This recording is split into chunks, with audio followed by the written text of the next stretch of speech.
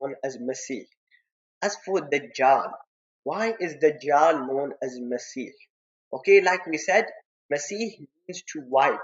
So it is because one of his eyes will be white.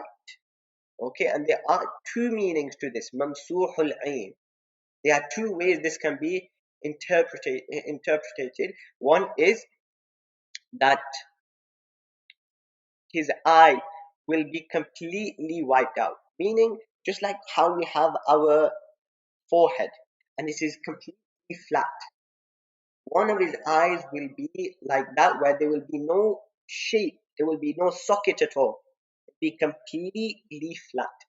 That is one of the meanings. Number two, the second meaning is that he will have a socket there. It will just be the eyesight that will be wiped. He will be unable to see from the eye. So, inshallah, later on, when we talk about the physical attributes and descriptions of Dajjal, we'll go into more detail about his eye then. But this is why he's called Masih, because one of his eyes will be wiped out.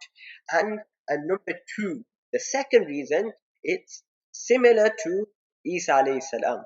The second reason for Isa alayhi salam being called Masih was because of his excessive traveling. So similarly, we said Masah means to cover. So Dajjal will also cover a great distance on this earth when he emerges. He's going to cover a great ground.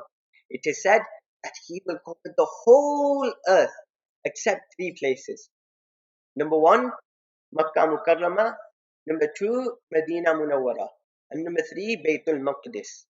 Okay, apart from these three places, he will cover the whole world.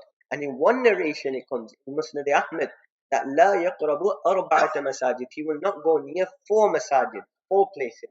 So we said Makkah Mukarramah, Medina Munawwara. Number three, Masjid Aqsa. And what's the fourth place? Masjid Tur. What's Masjid Tur? You will know Tur, wa Turi Sinin and Turi Sayna. This is the mountain upon which Musa alayhi salam conversed with Allah subhanahu wa ta'ala. So there is a masjid there. In one narration even comes Hazrat Abu Hurairah radiallahu anhu had gone to that masjid as well and met somebody on the way who had just come back from that masjid. So these four places, apart from these four places, he will go everywhere and he will spread mischief. So he will cover and he will travel around the world. Okay, so the hadith is here in Muslim Sharif, لَيْسَ مِن بَلَدٍ إِلَّا سَيَتَأُخُ الدَّجَّالِ إِلَّا مَكَّةَ وَالْمَدِينَةِ. So he will travel the whole world, he will cover every place except Mecca and Medina. وليس نقب من أنقابها إلا عليه الملائكة الصافين تحرسونها. But there is no entry points to Mecca or Medina except there will be angels who will be in rows and they will be guarding those entry points. Dajjal, if he will try to enter, those angels will prevent him from entering Mecca and Medina. And the other narrations, like I mentioned, the one in Musnad Ahmad, لا يقرب أربعة مساجد, they are two places more, Bayt al-Maqdis, meaning Palestine and Palestine, and number four, Masjid al-Tur, which I explained. So this is why Dajjal is also known as Masih. Now, in our Dars Tirmidhi Sharif, our teachers, one place he told us, I've not investigated the matter myself, but he told us that that it's mentioned in the Torah that there will be two Masiihs. Two Masih.